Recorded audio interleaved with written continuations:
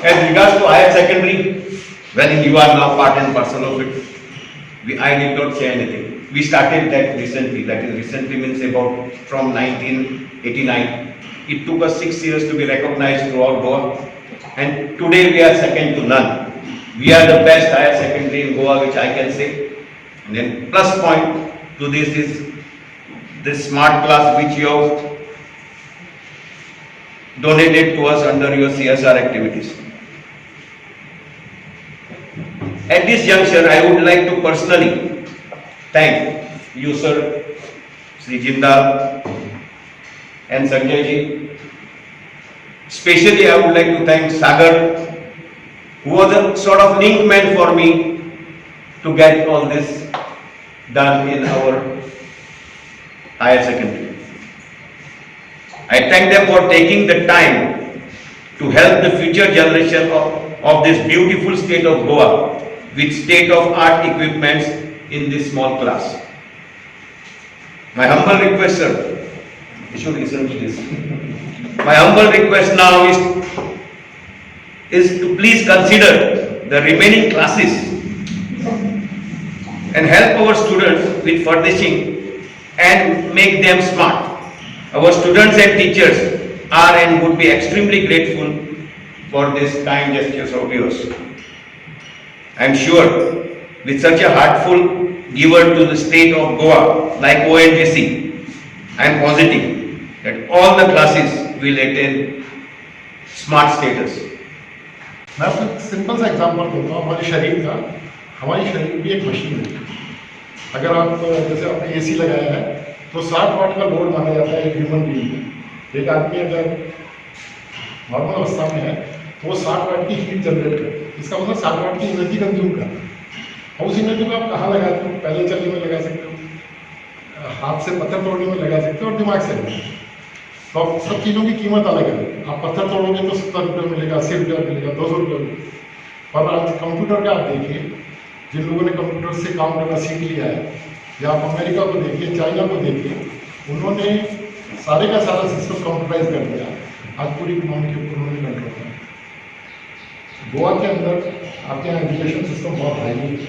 हम ओनजीसी में रहने के कारण असम में भी गए, गुजरात में भी गए, राजस्थान में भी गए, और गोवा का स्टैंडर्ड ऑफ लिविंग बाकी जगह से बहुत बहुत ज़्यादा ऊपर है। और उसका सीधा एक एग्जाम्पल है कि आपके पास यहाँ IIT है, NIT है, बिट्स है, और गोवा कॉलेज ऑफ इंजीनियरिंग है, गोवा मेडिकल कॉलेज है, गोवा आपके मैनेजमेंट इंस्टीट्यूट, और सब बहुत अच्छी हालत में है। और लोग गोवा में पढ़ना भी चाहते हैं और पढ़ाना भी चाहते हैं, क्योंकि गोवा एक अच्छी जगह है। पर गोवा में एक छोटी सी समस्या है कि यहाँ के बच्चे लोग कॉम्पिटिटिव नहीं हो पाते, वो कंपटीशन में पार्टिसिपेट नहीं कर पाते। तो कहीं पर कहीं थोड़ा सा मुझे लगता है कि गैप है। और एक दूसरा इशू है कि जैसे हम लोग एक अप्रेंटिस लेते हैं, अभी भी हमने एडवर्टाइज कर रखा है 15-20 अप्रेंटिस लेना है, लोग अप्रेंटिसशिप के अंदर अप्लाई नहीं करते। उसके दो कारण हो सकते हैं, या तो लोग जानकारी नहीं रखते या लोगों को जरूरत नहीं। तो एक तो मेरी आपसे इस प्लेटफॉर्म में रिक्वेस्ट है कि अभी एडवर्टाइजमेंट आया हुआ है, करीबन उनको 17-18 अप्रेंटिस लेंगे डिफरेंट डिसिप्लिन गोवा के लिए। तो आप लोग अगर हो सके तो उनको सर्कुलेट करेंगे, हम आपको व्हाट्सएप से भी भेज देंगे। तो गवर्नमेंट का कंसेप्ट ये है कि CSR में पैसे का उतना बड़ा कंट्रीब्यूशन नहीं होना चाहिए, जितना बड़ा कंट्रीब्यूशन ये होना चाहिए कि वो CSR का पैसा कहाँ पे खर्च किया गया है और उसका फायदा क्या है।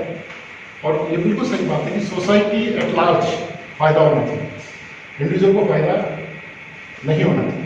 और ये उसकी एक बहुत बड़ी उदाहरण है कि आपने एक लंबा रास्ता दिखा दिया। इस साल का जो CSR फंड है वो थोड़ा सा बिकॉज ऑफ द कोविड थोड़ा टाइट है, पर आप रिक्वेस्ट कर दीजिए।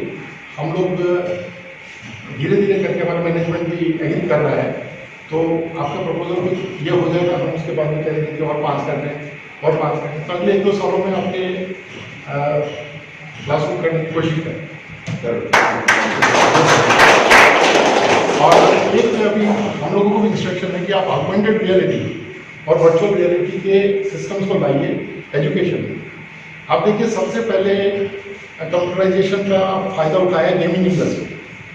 अभी आप देखेंगे बच्चों ने ऑगमेंटेड रियलिटी से करके लायन का, टाइगर का फोटो लेके आते हैं, और उसके साथ में टाइगर का फोटो अपने घर में खिंचवा, वो ऑगमेंटेड रियलिटी।